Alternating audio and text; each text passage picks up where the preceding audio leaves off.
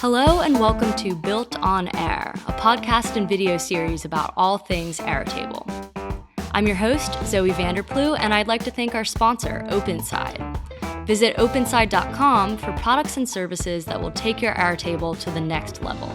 Use promo code BuiltOnAir, one word, all caps, for a one-time $20 credit off of any purchase. Today on the show, I welcome Alex Wolfe, an all-around Airtable enthusiast from Irvine, California. Alex has managed to find uses for Airtable in almost every facet of his life, from tracking field notes and project details on his job as an environmental noise analyst, to organizing his hobbies and his own personal to-do list. Alex is fairly active on the Airtable universe, and he often combines his love for Airtable and video games in his sample bases. The one he demos today is a recap of the first ever Kinda Funny Games Showcase, an event that was live streamed on Twitch in December 2018 that highlighted over 60 new video game releases. Alex used Airtable to assemble all the games featured in the show into an aesthetically pleasing catalog, complete with YouTube video timestamps. Check out BuiltOnAir.com to sign up for our mailing list, where you can get weekly updates on new Built on Air episodes and other fun Airtable things. Hey, Alex, thank you so much for being on Built on Air with me today. And why don't you just kind of start off by telling us a little bit about yourself and how you use Airtable in different parts of your life. Yeah, thanks for having me. First and foremost, I think this is an awesome thing you're doing with this podcast. So in terms of my background right now, I'm an environmental noise analyst. And for terms of Airtable, it doesn't really apply to the analytical and report writing that I do on a day-to-day basis, but it's really transformed the way that I manage all my projects, both at work, in that position, and also in my personal life. So I've really taken almost anything I can squeeze into an Airtable base and turned it into one. And it's drastically helped me in terms of project management and even just kind of more administrative tasks that used to take a lot more time. So that's really been the driving reason why I love Airtable, and I'm excited to be here and talk more about it with someone else who knows more about Airtable, because in my line of work, you don't run across many people who are as aware of it. Have you managed to kind of share it with any of your coworkers or like get them on board, or are you just kind of like in your own little Airtable bubble? I'd say there's some kind of tertiary bubbles. I try and share some read-only views and things like that with people I work with and coordinate with, because I find it super helpful. I think it's just a big leap in terms of going from maybe a more traditional spreadsheet or some other program to manage projects and things like that. So, but I think once you kind of dig in and understand how useful Airtable can be and flexible and customizable, that's kind of where people start to see how powerful it can be. Yeah, absolutely. Because it's just a blank slate, right? For you to kind of do whatever you want with it. And so I'm curious about like, what is your day to day as an environmental noise analyst? Yeah, so typically it's 1 to 2 individual projects that I'm working on, even though we have a much longer list at any given time. And that includes mostly new development in the kind of Southern California area. And there's some environmental rules and regulations that come along with building a new project or even existing uses when you have a noise issue between commercial and residential, things like that. And so we often come in and take measurements in the field, and we write technical reports to analyze potential impacts for these new developments. So on a day-to-day, I'm doing some analysis in various programs and then writing the technical report to back up our approach. And Airtable is really what I use to manage all of those projects and keep track of them all, because especially with things like field work and a lot of different moving parts, it could certainly become a little bit too much to handle if I didn't have something to kind of track it all. Right. Yeah. I can imagine like a lot of like notes on your phone and like different spreadsheets and stuff like that. I'm also picturing you like out in the field with like headphones and like Ghostbusters type equipment. Is that accurate at all? Uh, I would say the only part that's inaccurate is the headphones. Otherwise, the Ghostbusters equipment is pretty good.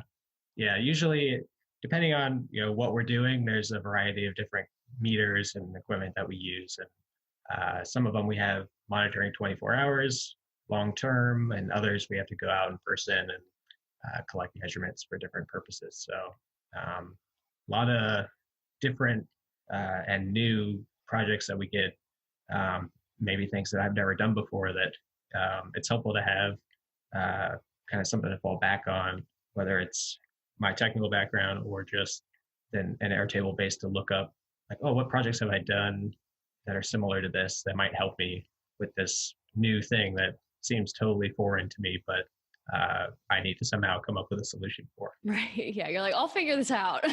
Yeah. Yeah.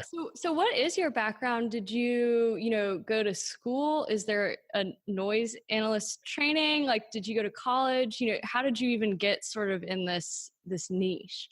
Yeah. I studied urban studies or city planning Cool. at UC Irvine and got my bachelor's in that. And then this position I'm in now is far more technical and niche, if you will, as it relates to noise. But a lot of these technical reports for things like noise, air quality, traffic go into larger environmental documents that are part of that planning process. So that's kind of how I fell into it. But this opening came up and it was entry level, and I learned pretty much everything I know on the job. And so, yeah, it's been a kind of a wild ride for the last few years, but I didn't know it existed till I started either. So definitely a whole nother world out there for some of these things. Right. Yeah. I love uncovering just like weird jobs and, little communities of like, I mean, I guess you always hear about, noise reports and noise studies, but to be honest, and until just now, I never really thought about, like the humans that have to go out and, measure and write up all that stuff. So very cool. Do you like it? Yeah, I really enjoy, I think, the analytical side of it the most. Thinking through how to solve some of these issues and the variety of projects you work on is really interesting. You also get to go to some really, some places you would probably never go otherwise, like quarries and mines or new residential homes, whatever it may be. There's a wide kind of spectrum that you get exposed to. Right. Yeah. Like a weird kind of different point of view of the city. Yeah. That's so cool. And then also, so the base you're gonna sort of walk us through today is the Kind of Funny Games Showcase, but Kind of Funny is sort of its own, individual entity. Is that a side project of yours, or is there, a group of you and your friends? Tell us about sort of, kind of that, other cool thing that you do. The Kind of Funny Games showcase base I made was a fan kind of creation. I'm a fan of the podcasts they do. They do a variety of different content on the internet, mostly YouTube videos and live streams, things like that. But not all of it is video games focused. Some of it is just random topics or other media kind of shows that they do. But I found them a few years back and have been listening for a while. And this stream that they did was focusing on promoting independent video game developers, really trying to get that into the eyes and hands of people who may not see games like that. And so that's really why I made this, was to help kind of get that message out there. And so the event was hosted at twitch.tv/Kind of Funny Games, which is their kind of games focused Twitch channel. And there were no advertisements, no promoting of really kind of funny things and other podcasts. It was mainly just to highlight games and prepare a kind of well-edited expo, if you will, of online videos and trailers that may not get the same kind of reach and views that you would get otherwise for an independent developer. Cool. So we'll definitely include a link to the live stream in the show notes, but do you want to share your screen and kind of walk us through your Airtable base as well? Yeah, I could do that right now. When I started this base, originally my idea was to watch the live stream, which thanks to the embed block is now possible to just add in right here on the side, at least the YouTube video of the entire showcase itself. But my original idea was to, fill all this out with all the games and developers and platforms and all this information while it was going live. So if someone had the link, they could follow along, or at least by the time the event was over, it would be available and kind of a quick reference for all these games, just to kind of continue the theme of sharing the work that these groups are doing. And I felt like while a spreadsheet is helpful and you can see the names of games and developers, something that Airtable, I think, really does well is showing data in different ways, but also kind of more attractive ways, if you will. And one of those is this gallery view that you can see now, which I feel is oftentimes one of the first barriers or helpful things when you see the artwork of a game. Maybe you're immediately interested, maybe you're immediately turned off by it, but at least you can get more information than just the title. Right. So, the other point of the base was to try to make it easy for someone to look up the trailer and maybe get more info on the game. And so I created a formula to automatically link to a timestamp of each trailer. So basically, converting this duration field into minutes and seconds, and then figuring out how the YouTube URL works to kind of plug that in. And that's something that I would say I've tried to do, or at least incorporate into a lot of other bases, which is, I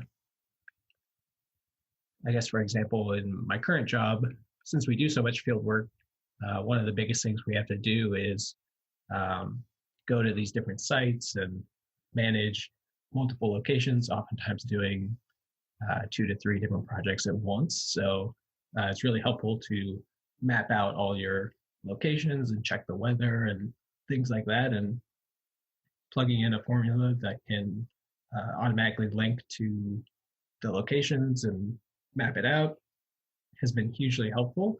And for sure. So I try and incorporate things kind of like that when I can, when the URLs are friendly enough to kind of add in that information. So that's what I did here with adding the seconds and trying to link to each of these timestamps. Yeah, very nice. It makes it so much more convenient. Yeah, that kind of like figuring out the, like how to do the unique URL is like always really nice, because you feel like you're like, I just saved myself, like 2 clicks and, 10 keyboard strokes, right? To click on each link. So that's really cool. Because also it's, no one has to kind of like go through and scrub through that entire, recording of the live stream. It's just super quick and accessible to kind of get them to where they want to go. Yeah. And so, I mean, that's really the goal with this base and most of the other things that because I published this to Airtable Universe, and most of the other ones that I've published there, I always try and, the goal when I publish it is hopefully it's helpful to someone, right? And also hopefully it can show someone something maybe they didn't know was possible in Airtable. Not that that I'm the expert by any means, but I'm always looking to learn more and, browsing through the community forums to see what issues arise and solutions people are finding. So um, hopefully, this not only helps the developers who are making the games by kind of highlighting what it is they're doing, but maybe gets other people into Airtable and seeing the kind of functionality it can provide. Yeah, definitely. This is such a great use case because it kind of combines, just like a really great topic, I think, that lends itself to Airtable. That's not just like a CRM or, tracking something for a business. It's something like pretty fun and cool.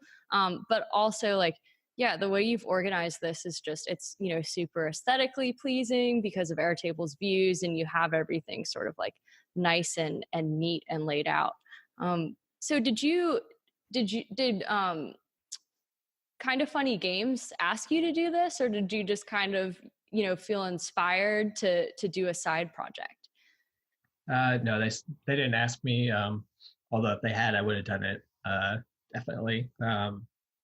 But it was just a side project. I felt inspired by the event and really what they were trying to accomplish with it, and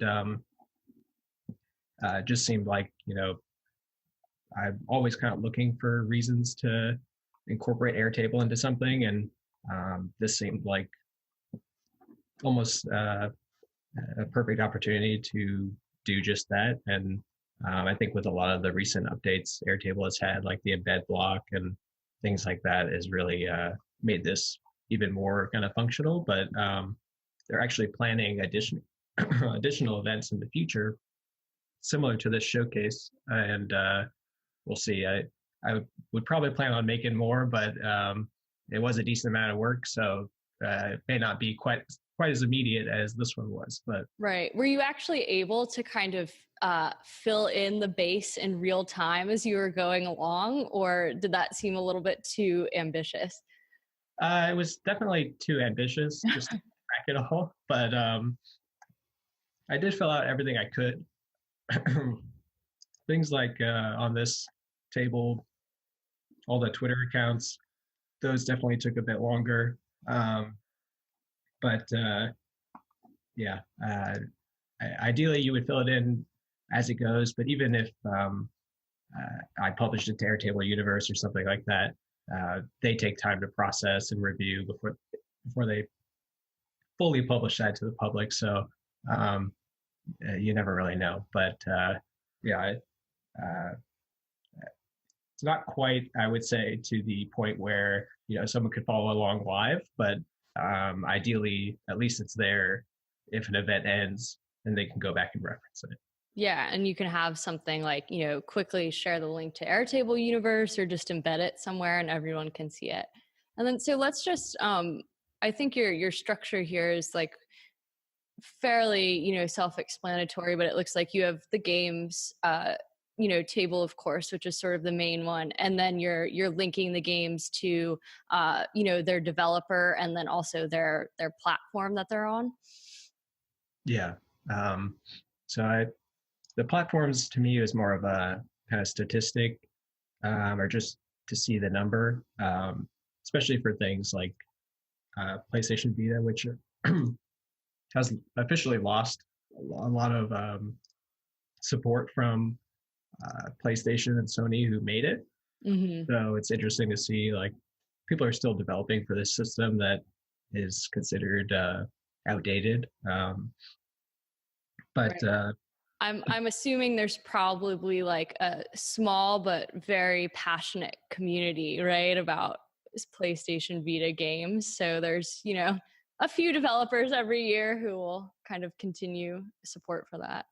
Yeah, absolutely. I would consider myself in that small group of very passionate fans. So. Cool. And then what is the links table that you have in the base? Yeah, that's mainly to point back to Kind of Funny. I usually try to include something like a links table or sources or points of reference for information that is not my own, just to share what they're doing and you know, not only promote the base and the functionality of Airtable, but the people who are kind of putting the work in and making this all happen. I love that. It's like the Airtable version of a bibliography for a term paper or something. That's really cool. So also, and you seem to be kind of like a pretty active person on Airtable universe. So do you have any other, bases or anything up right now that, we can kind of just quickly give a glimpse of so people can, check out your universe page if they're interested in learning more about these topics or just your base tips and tricks? Yeah, I've made a couple others that are video game focused, like a game collection and backlog tracker, if you will. Let me see what else might work. But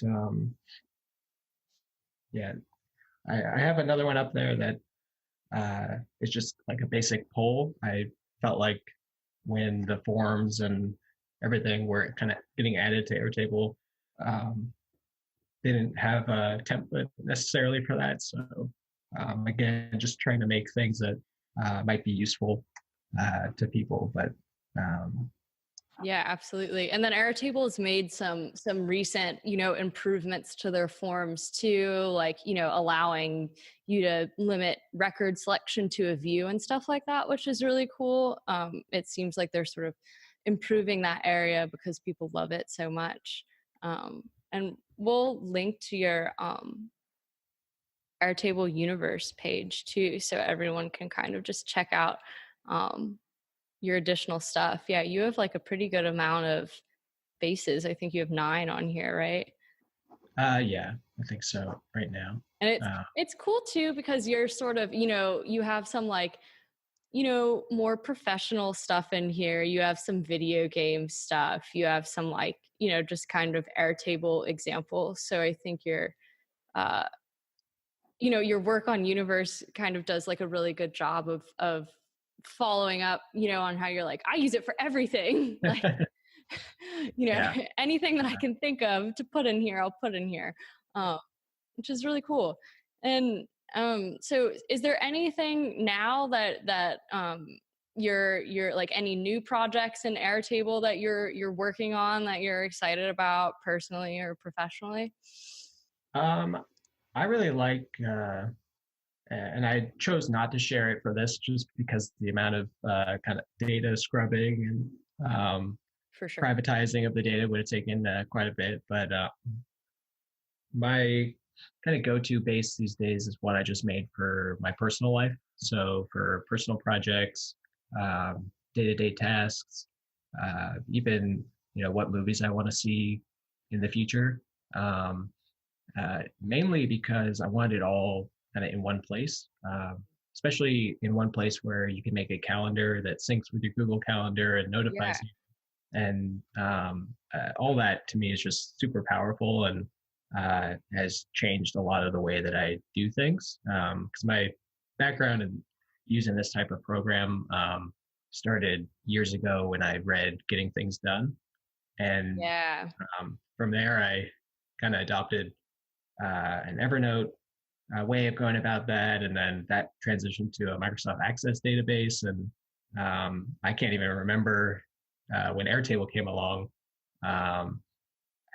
when that transition happened, but it was like as soon as I saw it, I knew it was the better version that I've been looking for of the base that I was, or the Microsoft Access database that I was currently using. So going back to that personal base I mentioned, it's just been a huge help to me to not only like track your tasks and projects, and not that I want to make my personal life, project management CRM necessarily, but not that there's anything wrong with that. But for me, it was also a way to, like I recently incorporated a way to review what I've done over the last week. So like to calculate, how many things did I get done, or where am I at on these projects, and kind of do the old school Getting Things Done weekly review, and